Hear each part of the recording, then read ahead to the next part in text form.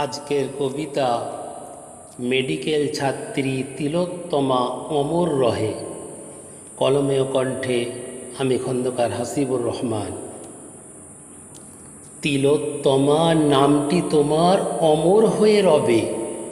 Medical ছাত্রীটি প্রাণ খোয়ালো আরজি করের বুকে। তার মৃত্যুতে কারা দায়ী চলছে জল্পনা। তদন্ত করবে সিবিআই, হাইকোর্টের এমন আদেশনামা। কোন পদ্ধতিতে হয়েছে খুন দিবালোকের ন্যায় স্বচ্ছ? দোষীরা কিভাবে অধরা থাকে, প্রশাসন সন্ত্রস্ত। মানুষের জীবন বাঁচায় যারা, তাদের জীবন নাশ। কোন সাহসে আসবে রোগী যেখানে এত ত্রাস? তিলোত্তমার বাবা মায়ের অনেক ছিল আশা, সব আশাতেই জল ঢালিল বদমাইশদের মাথা।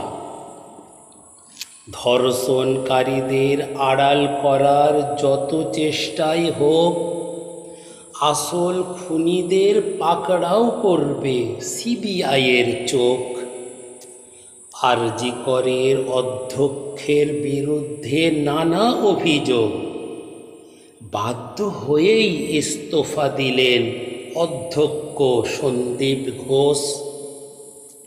তদন্ত ছাড়াই তিনি পেলেন ন্যাশনাল মেডিকেলে নিয়োগ।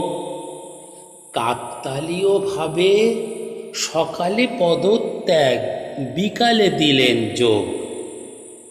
ছাত্রছাত্রী ছাড়াও বঙ্গের জনগণ নিহতের বিচার চায়। স্বাস্থ্যমন্ত্রী বলো আর পুলিশ মন্ত্রী বলো, এড়াতে পারে না দায়। এ পৈশাচিক ঘটনা বাংলার নয়, দেশের জন্য লজ্জার। যে নারী আসীন মাতা কন্যার আসনে, সে কি না বলাৎকার? ধন্যবাদ। জয় হিন্দ।